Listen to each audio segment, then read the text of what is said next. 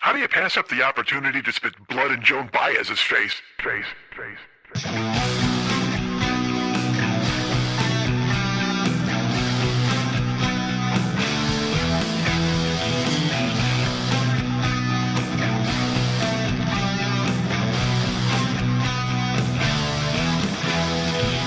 I've read Mark Twain. I've read Huckleberry Finn. I think I earned the right to go on the internet and see a guy get a chainsaw in the face. Dude, my dad was drunk and my mom was dealing with it. Guess what? I got raised by Cookie Monster. My cock looks like it's been in a hockey fight. Time my stupidity. It's at the speed of goddamn light.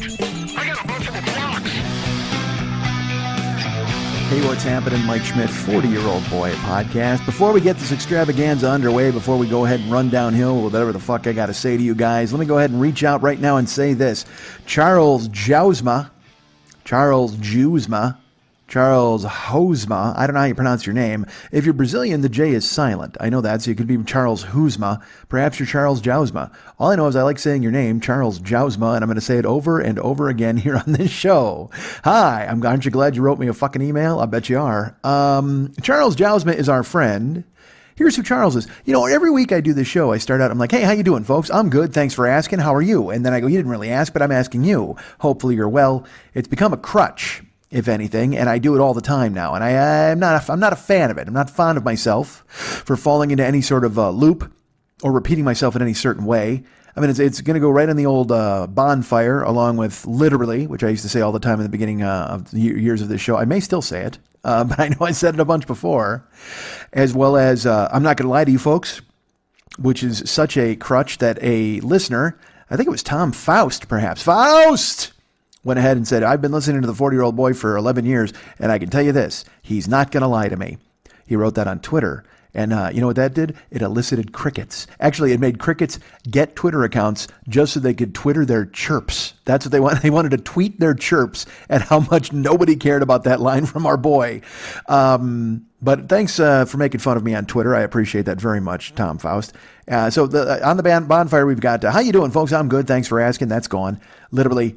The point is, that's another one too. Oh, fuck, does that thing come lurking? And every time it comes out of my mouth, I see a neon sign that says the point is. Remember when Burt Reynolds saw the sign that said Dirk Diggler? It was neon and it all exploded. That's what I see when I see I say the point is. Well, the point is, folks, I just see a neon sign with that blinking. You know what? I should get all of these as neon signs. Perhaps I should set up a basement somewhere. It won't be in California because I don't have a basement. What if I did? What if I dug a hole through the ground just to have a fucking underground lair underneath my apartment? That sounds like some shit out of Mindhunter. That's like, yeah, this is my apartment. It's nice. Got a green screen and painted blue all over the place, except for the bedroom. Bedroom's painted green. And if you take a look here, we can lift up this flap of rug, and this is where I keep my mom's head. It's kept in a hole in the ground in plastic wrap. Hi, I'm Ed Kemper. Mindhunter's coming back from what I understand. I didn't see the first season of Mindhunter. David Fincher's a busy guy. Dude, Netflix, I'll tell you what Netflix is doing. I don't have Netflix yet, but they're getting into bed with all the directors. They got Scorsese's thing coming out. Did you see that? All right, did you see the trailer for The Irishman? I wanted to love it. I wanted to think it was going to be great. I'm still rooting for it because I love Martin Scorsese. I guess Al Pacino's playing Jimmy Hoffa in that movie, which, as you know, I was in the definitive Jimmy Hoffa movie. There's no doubt about that when you go ahead and find it. I think it's called Hoffa. You might want to go ahead and look that up. Jack Nicholson plays Hoffa. Danny DeVito plays a fictional truck driver. A young John C. Reilly is involved in a brawl in a huge outdoor patch of land that involves yours truly, as well as two of my siblings, and a guy who liked to say peas and carrots and fruit cocktail, a guy who was fucking in charge of everybody. But that's you know what, go ahead and buy year 2 or year 3. When did I tell that fucking story? Year 4? I don't even know. Peas and carrots, fruit cocktail. Fruit cocktail. My brother Andy's hilarious. All right. So Charles Jousma, I'm not going to lie to you folks. Charles Jousma wrote me an email. I did it on purpose. Don't yell. He wrote me an email. He literally wrote me an email, Charles Jousma. And the point is, folks, he wanted to reach out and he said, hey, Mike, here's the thing. I'm good. Thanks for asking. And I was like, and it was this weird thing when I read it. And I realized, I said that on the show. And then he was very nice. And he said, that he had gone through some tough times. And then, and in those tough times, he was unable to listen to the show. But thankfully, things have turned around for our good buddy Charles Jousma. He's gone from fucking 6 to 12, baby. He's got his hands at 10 and 2. I guess he's driving somewhere cool. I don't know. But he enjoys listening to the show and he hears the show now, which makes me happy. And he says that normally he doesn't think I'm looking for answers, but he knew that this time I truly wanted to know, and he thought it would be rude not to send me a note. And in this note, he says, Mike, how are you? And so, Charles, here's what I'll say, buddy. I'm okay. I could be, certainly I could be better. We're all chasing things that we're probably not going to catch and stuff like that. But I think I'm fine. I mean, as you're hearing the show now, you're hearing that, my state of mind is okay. I will tell you this. It's not okay, super okay. I'm learning this week just how much of a fuss budget I really am. I can tell you that about myself. I'm, because at present, I'm in Canada, as you know. I'm in the land of Canada, and I am here. I used to call it America's pants, but or America's hat, but I think I live in Canada's pants. Canada is truly important to me these days, and it's certainly moved past the American hat status.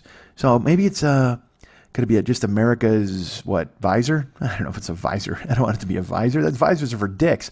Don't wear a visor unless you're John Gruden. Literally, unless you're John Gruden, John Daly, or somebody else with a fucking golf club. Don't wear a goddamn visor. They're just brutal. What are they? You're shielding your eyes from what? The sun? At that point, and your scalp's going to roast. So then later on, you're going to sleep. You're going to have a roasted scalp. And great, you got your eyesight. So what? You can look at the mirror and see your beet red fucking scalp. Watch all the peeling happening. You ever see a bald guy peel? Holy fuck, is that nasty. Fuck you, cantaloupe head. Get into a goddamn house. Leave us all free of your fucking disgusting skin flakes. Oh, I just don't get it. Nature's terrible, right?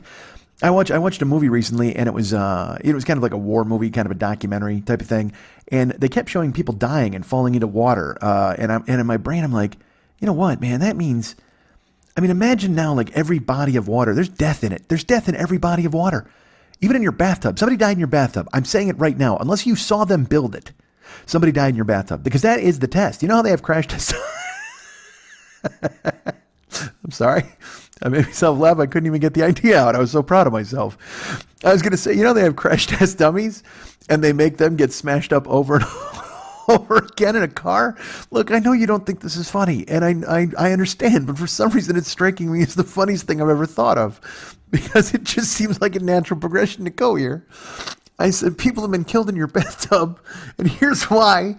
Because with crash test dummies, when they test cars, they use the crash test dummies over and over, and they get smashed up, and they're sad. We saw those commercials. They're all like, oh no, I need a seatbelt, and what the fuck, Dodge, or whatever the fuck the crash test dummies said to one another. But even worse than that, that's the same ghouls who thought of using crash test dummies to smash cars. Again, please, I know this isn't funny to you. Do you ever you hear something and you're just like, Jesus Christ? And I thought of this. If I think of some funny shit, sorry, man, I'm going to fucking laugh at it because it's stupid. But there've been deaths. Every bathtub has had somebody die in it. I just love the idea of that. Hold on, Christ. The same ghouls who came up with the crash test dummies testing cars decided to test the safety of bathtubs by killing somebody in each one of them before they were shipped off to your local appliance store or whatever the fuck. They applied that last coat of resin, and they're like, all right, bring in the homeless guy. And they dump him in the tub, and they cut his throat to make sure it doesn't stain because the resin's just strong enough. Oh, Jesus. I love the idea of them just having an assembly line of murder as they test bathtubs, of all things. You would think, that's like saying, look, if you have guns, you're testing knives. But just that leap, that these guys would just go, yeah, you know what, bathtub looks good. I like a good clawfoot tub. Well, let me ask you this. Do we know if it's truly safe if we haven't killed anybody in it yet? And someone, I'll tell you what, one guy came up with that idea, and it sounds like a crazy idea. But then a couple other dudes at the bathtub house were just like, yeah, you know what, that's a solid idea. Let's go find a drifter and execute him inside of our clawfoot. Oh, Christ. And they throw him in the tub and they kill him, and then it turns out to be safe, so then they go ahead and ship it to fucking Best Buy or wherever the fuck, and then you buy it at Home Depot or Lowe's. If you're in Lowe's, go ahead and climb in that tub and go, I'm safer in this tub than the guy who they killed in it, but at least I know it'll be safe in my house. So I am, as I said, I'm a fuss budget here in Canada. I don't even know how did I spin into fucking tubs, and I don't even know. But I'm in Canada, and I've recorded the show on the road before, as you know. I recorded at my ex's house. I recorded in fucking airports. I've recorded into a phone in my car. I've, you know what? part of me wants to be like sad about that, or part of me wants to be like, yeah, Jesus Christ, I've done some weird shit. Like I've recorded into a phone in a car before in a neighborhood. People walked by and looked at me. I've recorded at my pool when autistic Steven came over and he wanted to go ahead and ask about microphones and sound, and all that shit. You know, I've done this everywhere. And part of me is just like, God, that's almost kind of weirdly embarrassing that I've gone. But I go the other way. Fuck that, man. That means I was willing to do the goddamn show anywhere to bring you guys entertainment every fucking week. Now, entertainment's a strong word, certainly, and there might be quotation marks around it for some of you. Certainly not a Charles Jousma, although we understand he abandoned us for a while, which is okay, because he's come back around and he's feeling good about himself and he's back on board with the goddamn show. That's the thing, man. We're always here. Well, I'm the Motel Schmitz 6, Motel 6. Schmitz didn't rhyme with 6. Motel 6 of a podcast. We'll leave the light on for you. So just go ahead and pop in here and say hi anytime you want. I'll always be here. I'm not going anywhere. Literally and figuratively. So I'm a fuss budget, folks. I don't like being out of my element. That was the point. I've recorded all sorts of different places with all sorts of different methods. I've recorded into a phone. I've used microphones, things like that. And I've done it at other people's houses. I've recorded in this very house I'm sitting in right now, our buddy Ken's house in Canada, in Canada. I've gone here and I've recorded before, but it's just it's always it's like, you know, when you sleep over at somebody's house, it's just always a little different. Maybe their towel smells weird. Maybe their rug doesn't feel good enough when you're walking around barefoot. And you got to sleep in your boxer briefs because you don't want to sleep naked in somebody else's house because that's freaky and weird. So you got to respect their place. So I'm a little out of sorts whenever I have to record something different. And I'm even more out of sorts today. If you listened to yesterday's teaser trailer, which I know you did, and if you've recovered sufficiently from having your ears destroyed by the sound quality of said recording, you know what happened to me. I wound up leaving for Canada on Monday, and I headed out to the Burbank airport. And I'll tell you exactly how it happened. I went through TSA. I showed the woman my license or whatever the fuck, and then I walked through. And then I'm always prepared because at TSA they take apart my bag because the microphone looks like a gun. That's just the way it works. Every time they go through the bag and they do the swipe thing and they're like, all right, what is it? I said, it's a microphone. It's a microphone. Then they still have to pull it out and pull out all of my shirts, and I've packed so carefully, but it doesn't matter. They throw everything into a pile and they go, okay, you're good to go. Oh, am I good to go now? Now that you've rifled your disgusting hands through all of my stuff and then just left it here in a pile on a silver table that earlier you probably changed a baby on, you fuck. So now I got fucking baby shit on my shirts. Nobody wants that. Nobody wants a shirt full of baby shits. That's wait. You know what? I said it right. Because in my head, I'm like, do I want a shit full of baby shirts? No, I want. Who wants a shit full of baby shirts? That mean, you know what? I got to worry about your dietary restrictions at that point. Or you're just like a monster. You're a baby eating monster. Who would have that? Who would have a shirt full of baby shits? No, that's what I would have. Who would have a shit full of baby shirts? That's got to be like a golem or somebody, right? Some kind of crazy baby-eating monster. Or Pharaoh. Wasn't Pharaoh a baby eater? Well, he didn't really eat anybody. He just put him to death.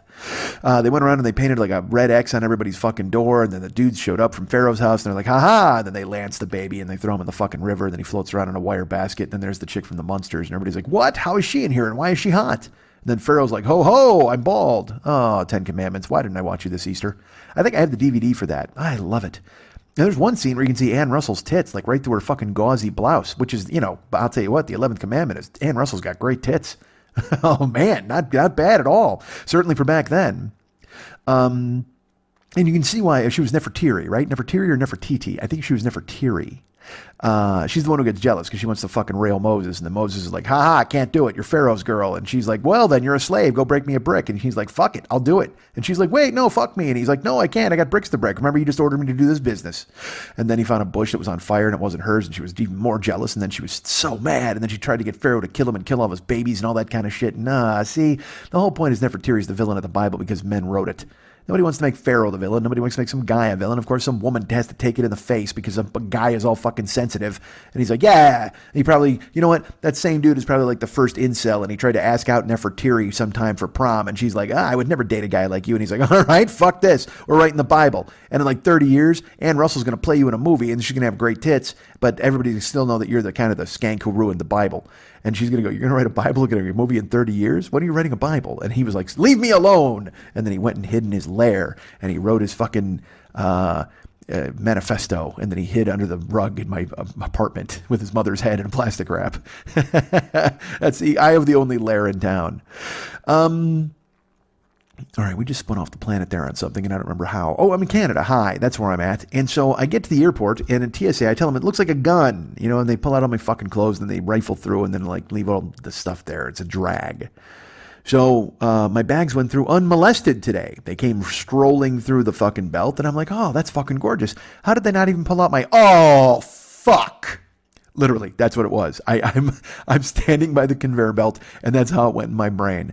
They went through, they put my laptop and my suitcase through, and I said, oh, awesome. They didn't have to pull it out. Why didn't they? Oh, fuck. And I knew that I had left my microphone at my house. And, I posted it on Facebook, and then people are like, well, you should totally bump your flight and go home and get your microphone. And I'm like, no.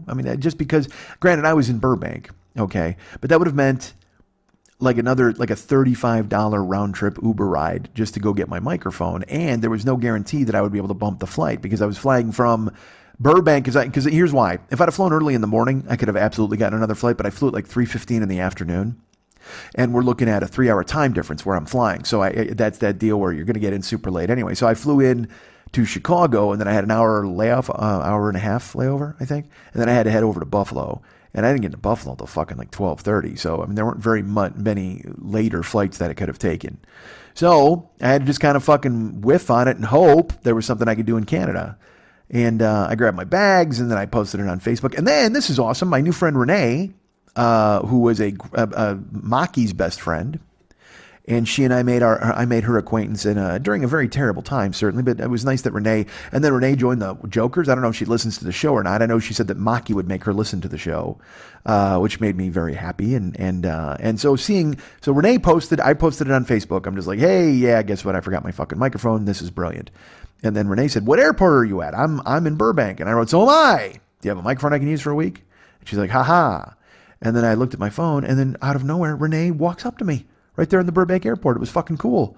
I stood up and gave her a hug, and she was with her son. They were traveling to her back where she lives, and it was great talking because she's. I will tell you as you know, I'm not a wake guy. Not that any of you are at your best at a wake, but I'm just. All I want to do is, because I do this. I'm funny. So because I want to avoid the uncomfortable stuff that is happening and the real reason we're all there, I try to be as entertaining and glib and funny as possible, which is probably bad. But I met Renee actually at the memorial service, not the wake, I don't believe, because I didn't go to the wake. And I didn't go to the funeral, but I did go to the memorial service. And our friend Renee was there, and I met her there. But then seeing her in the airport with her son, that was really cool. Hold on. Oh, Christ. All right. Here's my fuss budgety ways. My equipment is not stable, so I'm trying not to. If there was just a noise right there, I apologize, and I'll explain it post haste. But first, I will tell you that Renee and I hung out in the airport, and then we boarded the plane. And she was ahead of me. She was A30. And then I thought it was A60, but it turned out I was A45. I boarded the plane, and when I got on, because I had said to her, because her son is a slip of a man. He's a teenager, but he's very thin. He's rail thin. And so I was like, hey, maybe I could sit by you guys. Like, what seat do you sit in? And she's like, I sit in the aisle. I said, well, dude, I would totally love to sit by the window. I said, but that unfortunately is going to squish your son between me and you, and I'm sure he's going to have to lean on you, and that's not going to be comfortable for anybody. And she was like, no, we could make that happen probably, but she didn't ask him. She just told me that would happen because she's polite. But then they got on the plane ahead of me. And I don't know how the fuck they did it, but they went up in like row 4, which in Southwest, it is a death march to get to the goddamn main seats. Any of the first 30 people on the plane are going to take the first 5 rows. You walk in, all of those seats are full. I don't know who has to get off the plane that quickly. If you've got to find transfer or something like that, or you got to catch another flight, that makes sense. I've never understood the sitting in the front of the plane, unless there's some fucking statistics. There's some weird thing where it's like, people who sit in the front of the plane will live more often in a crash. First of all, and I'm sure I'm jinxing this because I'm going to be on planes the whole fucking month. There's been a plane crash since when? I'm gonna venture to say since the Wright brothers. That was the last plane crash we had in this country. Now everywhere else, forget it. It's a fucking death trap. There's like what's that plane?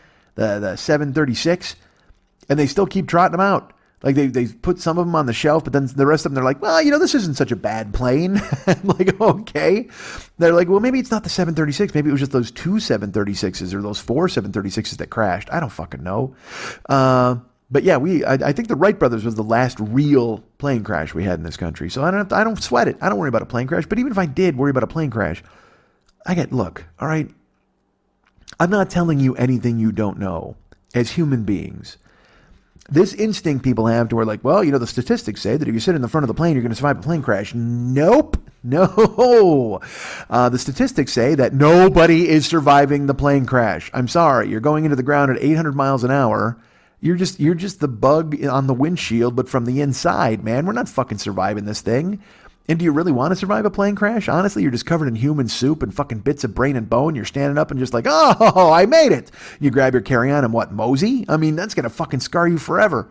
If you survive some kind of event like that, like a fucking crazy-ass plane crash or some weird disaster, some car crash that kills like 71 people except you. By the way, I think I just named the worst road disaster in U.S. history. I don't know where there was a crash where 71 people died. Jesus fuck. Do me a favor, slow down, buckle up. That's what I say to you folks, buckle up. Go ahead and click it or ticket. That's what I say. Click it or grave, casket. Click it or casket. There you go. How about that? Click it or casket. Because, man, 71 people just died in I don't know if you heard. Look, folks, I don't know if you've heard this. 71 people died in a horrifying crash on the fucking freeway. And that's more people than die every single day testing bathtubs. That's a lot of goddamn people, boy. So just sitting in the front of the plane, who thinks they're going to survive a goddamn plane crash? Nobody. I can't imagine walking away from a tragedy like that. What would you do with yourself? How do you think you're the lucky one? I get imposter syndrome thinking I'm not good at this sometimes, even though I'm clearly fucking great at it. Just ask Charles Jousma. But otherwise, I think to myself, man, if you survived, you're the only survivor of a plane crash. If you Jeff Bridges fearless the fucking thing and you walked away, first of all, you'd be a media superstar. You'd be on forever. Like, there's another movie that happened, like Hero, right? Isn't that a movie where somebody survives a plane crash? Yeah, there's a plane crash, and then Dustin Hoffman steals somebody's shoes, and then Andy Garcia steals his shoes. I don't fucking know. It's one of those, it's a terrible movie. It's one of those things where you're like, that's a pretty fun idea. And then the execution on it is a fucking whiff, man. Unlike Fearless, which, by the way, is a fantastic movie. But just the idea, the concept of you being the only person to survive a plane crash and then having to deal with that every day, like, you would wake up in the morning and be like, why me? And then you would think to yourself, I am destined for greater things. And just like Jeff Bridges, you probably think, I am fucking indestructible, man. Fuck this. I'm just going to eat junk food and fucking murder people. This is going to be amazing. I'm the king. Although I don't think you'd be saved to murder people. What if that was? What if people always do that? We're like, I've got a higher purpose. Jesus saved me for this reason. What if people are like, I've got a higher purpose. Jesus saved me so I can exterminate the human race. Like, all of a sudden you think you're some kind of weird antichrist. Look, man, if you're the only guy who survives a plane crash, that's the kind of shit that's got to flow through your fucking brain. Other than, thank God I sat in the front of the plane, which I don't know if you've heard is the safest place. I know my friend Renee thinks so. So I got on the plane. She was in row fucking 4 or whatever. And I'm just like, you know what? I said, I can't because here's why. All right. Let's get back to my fuss budgety ways.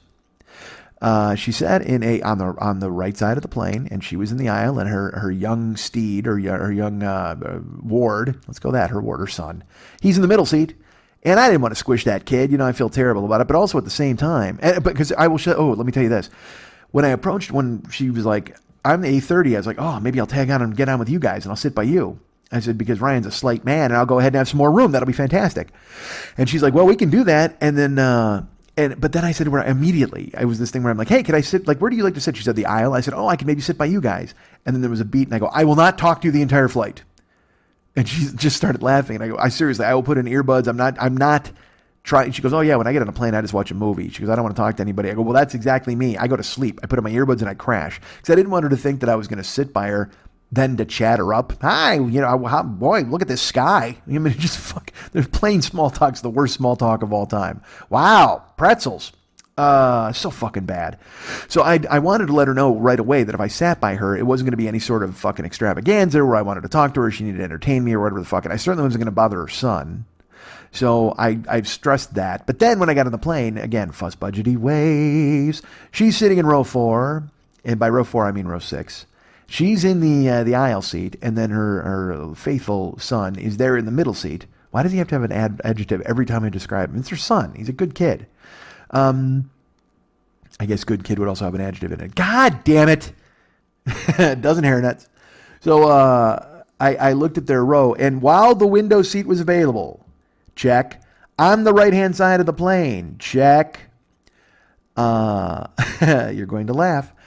I have to sit where my shoulder recesses into the window, and like the bulk, like the little wall bump that comes out is further away from my shoulder. Because I wear my hoodie, I put in my earbuds, and I tuck my hands in, and then I lean into the window. Because I lean as far away as I can from my neighbor. But first I Alaman left that neighbor, and then I bow to my neighbor, and then I bow to my partner. And Alaman left up you, do-si-do, away we go. Hi, square dancing. I lean into the window and go to sleep. So I can't have even that little extra 2 inches of room from the wall to the window is very important to me. I can't do it. And she sat in an aisle where I would have been leaning directly into the wall rather than the window. And I was like, fuck. So she was very kind, but I just said, I go, you're going to think I'm an idiot. I can't sit there because of that wall thing. I can't lean into it. I need to lean into the window. And her eyes had glazed over at that point because she was just happy that I said, nope, I can't. She was like, good, goodbye, go, sit somewhere else. And so I did. I went down and I sat in 17. No, that doesn't work. It's, I was trying to do 17 to the tune of Tennessee, but thinking of Paul Hardcastle's 19. When in reality, I should have just pivoted and said, let the rain come down, and done 17 Days by Prince, which is top 5 Prince songs of all time, in my opinion. Thank you. Sat in 17, put on my earbuds, and there was a disturbance on the plane. They started to announce stuff on the loudspeaker, and I got my earbuds in.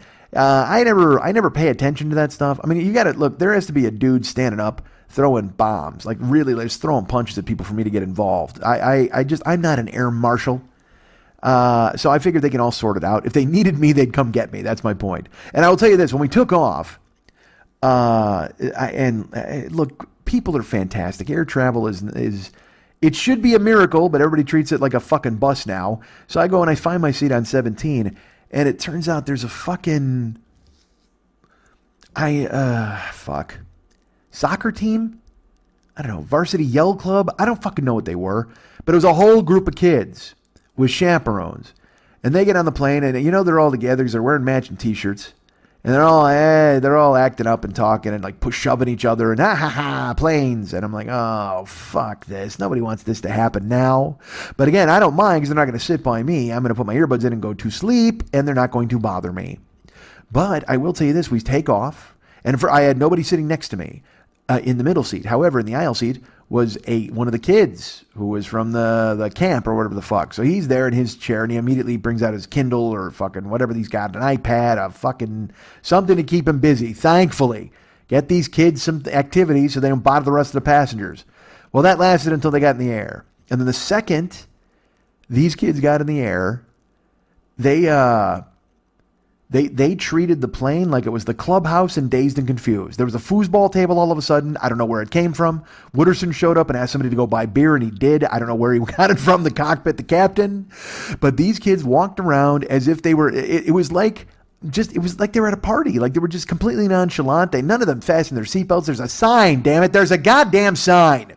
Put your seatbelts on, click it or casket. You heard me earlier. But they walked all over the plane, and they would do this thing where they were playing games, like some of them playing card games, some of them were playing, I'm sure what did the kids play today? The Angry Birds.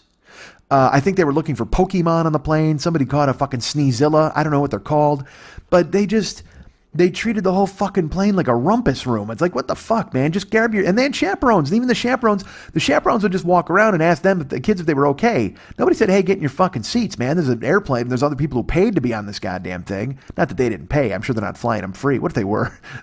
What if that's the thing? I got to pay to fly everywhere, but fucking Varsity Yell Club, who walks around loitering, because they were loitering in the air. Sky loitering has got to be a fucking crime. There's got to be somebody who's on there's an air marshal. Shoot one of these kids with a zip gun. Just put him the fuck down. Give him a nice electrical charge through his fucking carotid artery and watch the rest of them sit the fuck down quick. Nobody's going to go ahead and just fucking walk around the plane like it's the goddamn Playboy Mansion. Literally, some kid's got a highball. He's walking around with a robe, got a fucking neckerchief tucked in. Just sit the fuck down and read a book or I don't know, get out an iPad and What do you do on an iPad? Are there games? What do kids do these days? Is there some, go stream on Twitch? Do that. I know kids do that. Do sky streaming. You don't want to do sky loitering. Do some sky streaming. But these kids are playing like Uno and whatever the fuck, and they're walking around and they're cloistered over one another. Because there's 3 seats in a section, right? There's 3 on one side of the plane, 3 on the other side of the plane. There's easily 5 kids. There's 3 sitting down. One's leaning across, the other one's leaning over the back of his seat, and they're rolling dice. And they're smoking Lucy's. They're passing out cigarettes. It's just one of them's got a fucking will sit down for food sign, just daring me to give him fucking some kind of snack. And they just own the fucking plane, and they're walking around. And look, and again, it did not really bother me because I'm sleeping and I'm alone. But every time I would open my eyes, it was just this weird fucking Chinese fire drill. Well, 8,000 dudes are at 8,000 different seats. The chaperone, oh, this guy made me. All of a sudden, I look over. Like I said, there's a kid sitting next to me. I go to sleep. I wake up, and apparently this kid visited the Zoltar machine because now he is big. There's a chaperone sitting there now. And he gets up and he's like, and he literally, he stands up. I swear to God, he just goes, anybody hungry? Like loud. And so he's as bad as the kids now. He thinks they run the plane. I don't know if he's talking to everybody. He might have been talking to everybody. I have no idea, but I don't think he brought enough snacks for everyone. But I think he just meant anybody wearing the goofy ass t-shirt. And so people are like, me. And so he goes to the back of the plane because his fucking bags are in the back. And he walks up. And this is just, look, I know you're in a plane and it's air travel, so obviously you have some kind of money, you've got something saved up, but these motherfuckers, this dude walks up, he's got a bag of Cheetos, like that industrial size bag, not the fucking, because there's I go shopping for chips all the fucking time, unfortunately, because I'm a monster, and there's regular size, and then there's party size, there's family size, and then there's party size. Well, these were the party size Cheetos, ladies and gentlemen. It's like a feed bag that you would strap on 2 horses at once. It's just gigantic. And fucking Cheetos, listen, I am not a fan. I must admit to you, I do not care for the Cheetos. I don't care for the Cheeto dust. It's a little sharp for me. I think they're kind of crunchy. They fuck up the top of your mouth. If I'm going to fuck up the top of my mouth, it's going to be with Captain Crunch with a nice milk back. I'm going to get Captain Crunch with a milk back. I'm not going to go Cheetos just fucking destroying my mouth. That's like chewing aquarium gravel. Just fucking awful. So, but it doesn't matter. He brings out the giant bag, and then get this. And this is he had poor people luggage, and I hate poor people luggage, but he had fucking poor people luggage. And look, I got no problem with poor people. I get no problem with luggage, but if you put them together, it's just it just looks. You're just hobo fucking Johnson at that point. Just get a bindle and a stick, some fingerless gloves, and go down and dodge the bulls at the railroad yard. Could you do that for me? This dude had, get this, brace your fucking selves. And I'm sure you're going to be like, what, Mike? That sounds fine. No, it is not fine. Look, we all like bread. I'm not supposed to be eating carbs these days. I'm supposed to be going full keto, but I don't mind a bread. So this cat obviously enjoyed bread. Because you know when you buy a loaf of bread, it comes in a bag, like a plastic bag, like a cellophane. Well, not cellophane. That would be fucking weird. It's wrapped up like a CD. I do that. I actually buy each individual slice of bread wrapped up like a CD. It's got cellophane in it. I have to get a letter opener and pierce the top. Slide it out of there. Cellophaney fresh. Yeah, it's going to be the name. Let me write the number down here. All righty. There we go. I'll probably be the name. So, I hate having to tell you that because I hate having to stop fucking down. Ooh, the name. Stop the whole recording process. Just write down the fucking name, you dope. So this fucking, like I said, I buy individual slices of bread wrapped in cellophane, maybe because I'm a rich guy. I'm a rich guy, and I've gone too far, but it don't matter anyway. I can't survive on my bread cellophane money. I can't survive on my single bread money. So this dude had a loaf of bread at one time in his life, so at least he's got that kind of coin. He's got at least $2 at some point. He bought a loaf of bread, and he consumed that bread. He ate it all. Delicious. And then he thought to himself, well, you know what? I could just throw away this bag that previously contained bread and crumbs. But no, you know what I'm going to do? I have to remember, I have an international flight coming up, so there's a good chance I'm going to need this at 35,000 fucking feet. So this idiot saves the bread bag and decides that that's some kind of sky luggage. And you know what? Buy a fucking Playmate cooler, man. It's $20. Instead of saving cellophane or whatever the fuck, plastic wrap from a goddamn loaf of bread and turning that into some sort of weird transportation device, because that's what he did. And get this, here's what he did. And I recognized it and I saw it and I was like, no, because this is probably how he handled his whole fucking morning. You know what's in the bread? Now, let me ask you this. He had a loaf of bread. I've given it away already. I've given away the ghost. I've given up the bag that he did not have bread in the bag. Well, let me take that back. He did not have slices of bread. There was not a loaf of bread in the bag. Well, let me take that back. It may have been a loaf of bread, but it was not a loaf of bread as you would purchase it at the store. You know how you go there, and it's a plastic bag full of bread slices. You're like, all right, and you eat those 2 at a time with fucking sandwiches or toast or whatever the fuck. Get what this guy did. Get what this fucking dude did. And I can't... And I'm telling you right now, this is the gig that got him the chaperone fucking thing. This is the move that got him the chaperone gig. Clearly. He said, hey, you ever see anybody pack lunch for fucking 12 in one bag before? They're like, the hell you say? So this dude's got a fucking plastic bread bag.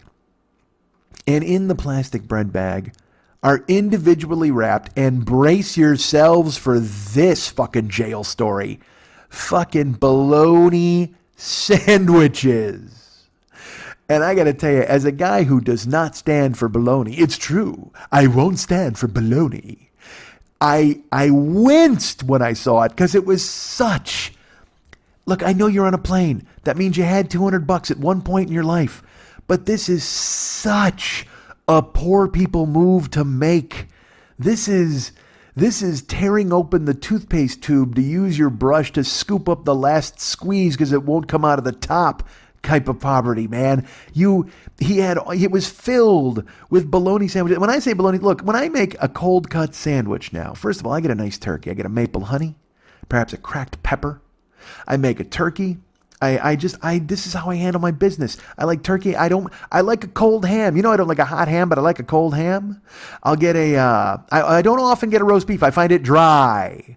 But I'll get a fancy boar's head. Like I said, I'm a boar's head man. You think boar's head makes bologna? No. Occasionally, I will slum with the boar's head mortadella because it's got chunks of pistachio in there, and that's just an Italian bologna, and I get that. But that's okay. I don't mind slumming with an Italian bologna. It's got a good flavor. It's got a good taste. I enjoy it. I'm not a salami guy, but that's me. You can do whatever you want. But fucking, it was straight up yellow plastic, clear dome, Oscar Mayer logo emblazoned on the last fucking slice because it's pressed so hard down in your grocery cart, fucking bologna.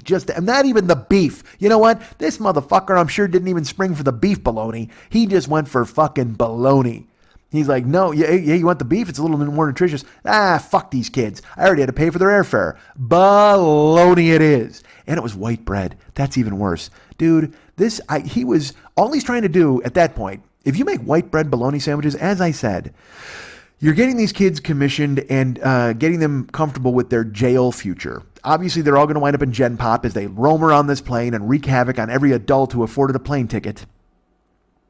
But also, you're just condemning them to a life of fucking hobo-ness. Why are you just giving white? I don't even know. Look, I'm not even. Well, look, I should tell you this. There was mayonnaise on there because when he opened the bag, it just that wafting. You know that fucking smell of mayonnaise. Look, I enjoy mayonnaise. I like it on a sandwich. All right, Miracle Whip. You can talk me into it. I haven't had it in like fucking 30 years, but I could probably knock some back. But mayo, I like it on a sandwich. I put it on both pieces of bread. But the worst is when you make that piece of bread, or you make that sandwich, and then you slice that sandwich in half. Because also, like I said, I like a boar's head meat. I like some cheese. I like a Munster. I like a Colby. I like a cheddar.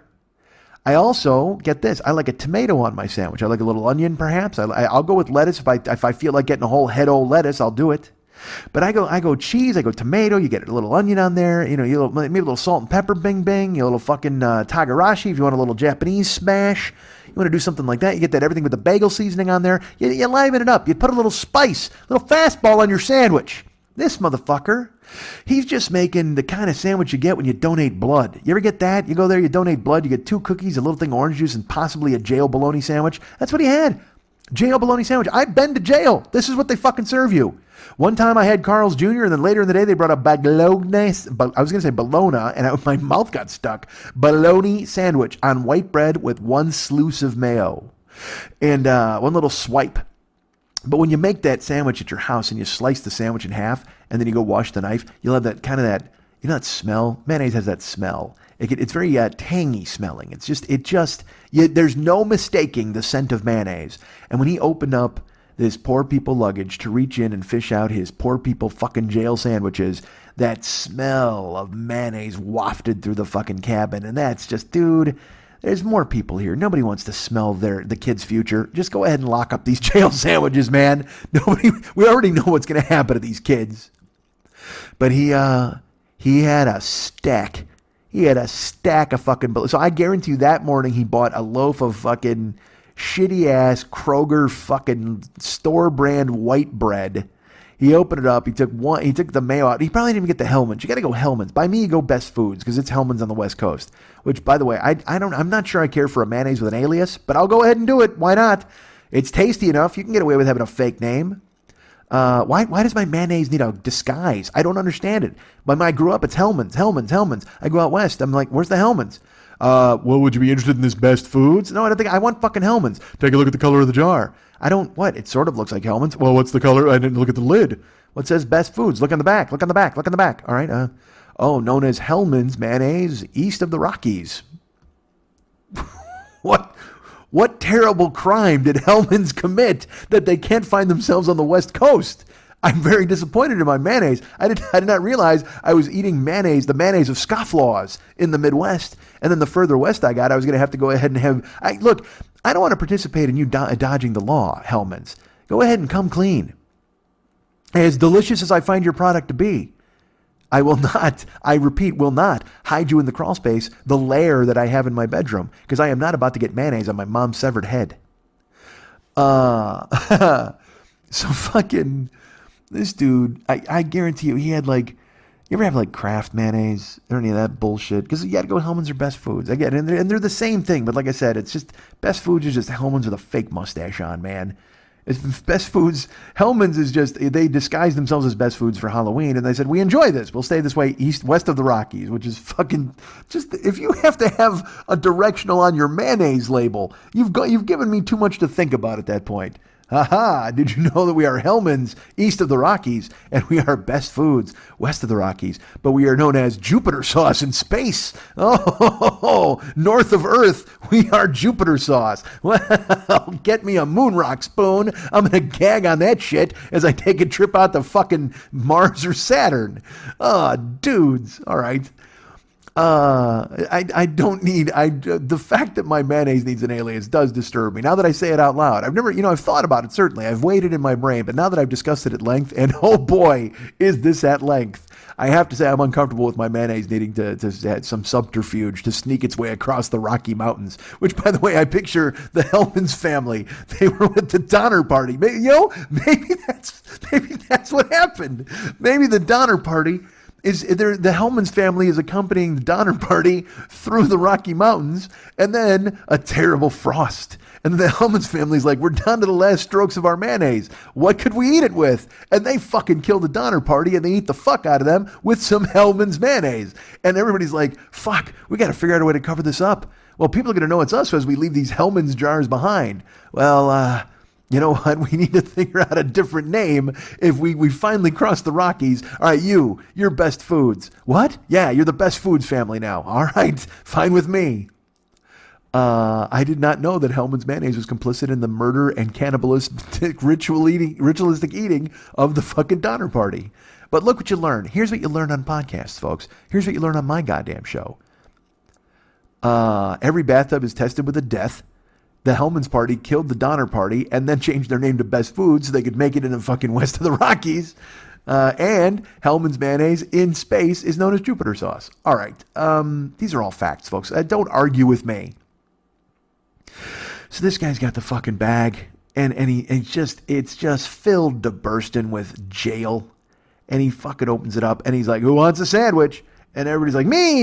It's like fucking sea fucking world where they come swimming around with their mouths open.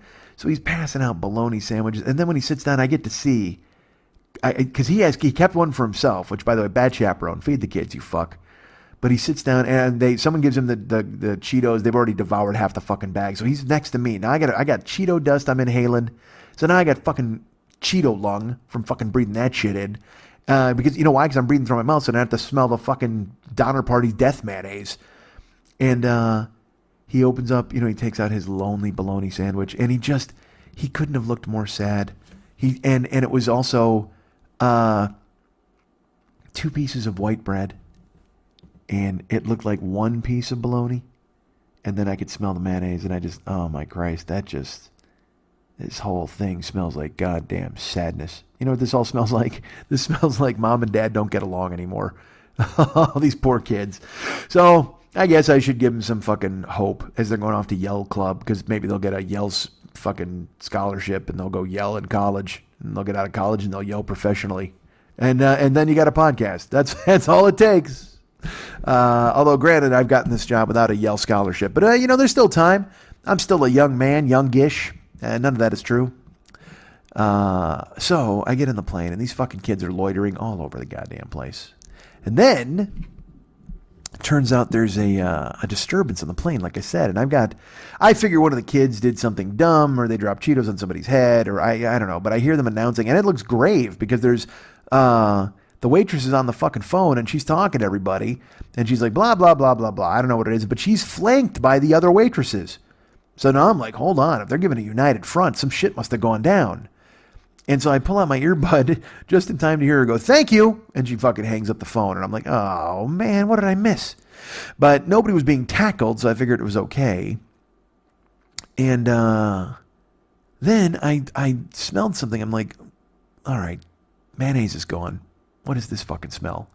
And I knew immediately what it was, but I was shocked to smell it on a plane, because it's been at least a decade, maybe even 15 years since I smelled this on a plane.